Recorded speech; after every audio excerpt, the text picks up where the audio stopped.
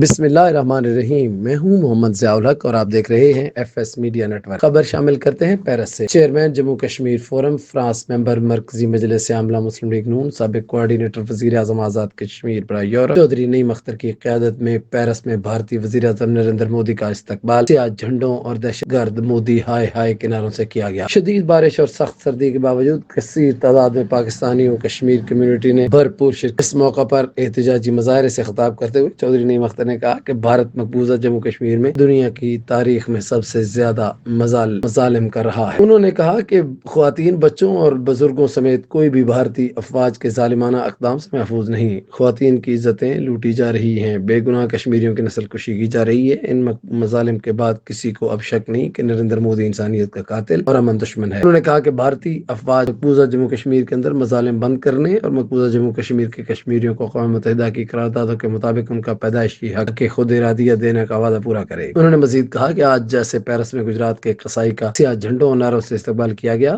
ہم نریندر مودی کا پوری دنیا میں اچھا کریں گے اور دنیا کو نریندر مودی کا مکروہ چہرہ دکھائیں گے۔ انہوں نے مزید کہا کہ بھارت میں اقلیتوں، سکھ کمیونٹی اور کشمیریوں پر مظالم کی حد ہو گئی ہے۔ اس دنیا میں تیسری عالمی جنگ لگی تو اس کی ذمہ داری بھارتی وزیر اعظم نریندر مودی پر عائد ہوگی، جو اس وقت بے شتر و بے مہار ہو چکا ہے اور تمام صوبوں میں اقلیتوں پر مظالم کی انتہا کر رہا ہے۔ اب حالات انتہا کو پہنچ چکے ہیں، اس خطے میں کسی وقت بھی جنگ کی چنگاری لگ سکتی ہے۔ مظاہرین شدید سردی اور بارش کے باوجود گھنٹوں مظاہرہ کرتے رہے اور بھارتی حکومت اور نریندر مودی کے خلاف شدید نعرے بازی کرتے رہے۔ سبسکرائب کیجیے F S media network اور دیکھتے رہیے تازہ ترین تبصرے اور خبریں۔